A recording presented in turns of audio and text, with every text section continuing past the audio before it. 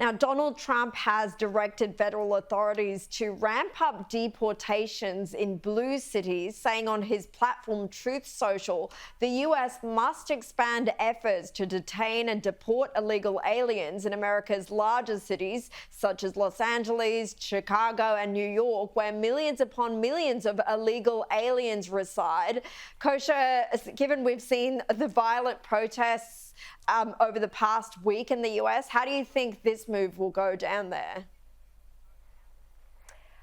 It is going to continue to be the firestorm that it is. I think it's a stark reminder to everybody how difficult this is. Again, like the big picture is America has something like 40+ million illegals in its country. About 10 million of them came in the last 4 years under Biden willfully because that was the policy. That's the only thing we can interpret from that. And look how difficult it is to get them out once they come in.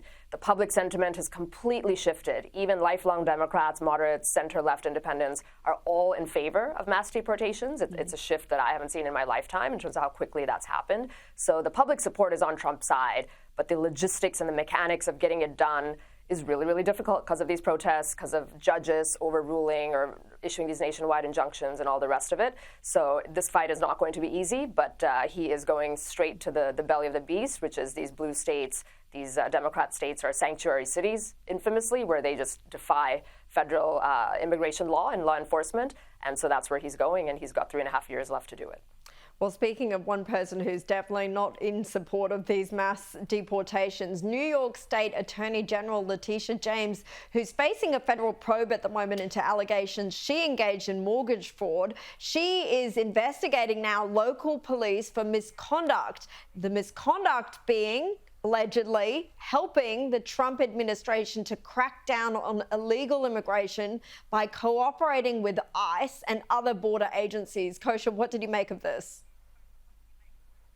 She is still clinging to that sanctuary city mantra that guided New York, a very famous sanctuary city and state, along with California and Illinois and others, and she's still clinging to that. She is somebody who has gone down in infamy as the Attorney General presiding over a state that has had an increase in crime and poorly managed budget and so many other things. And what did she do? She went after then candidate Trump and his business, in which there was no harm, there were no victims, the whole thing where he allegedly overvalued the value of his properties to the banks, even though he paid back the interest, got that conviction, which is now working its way up the court and I think will be dismissed. But she did that. And then the irony is really delicious that she's the one now being investigated for mortgage fraud.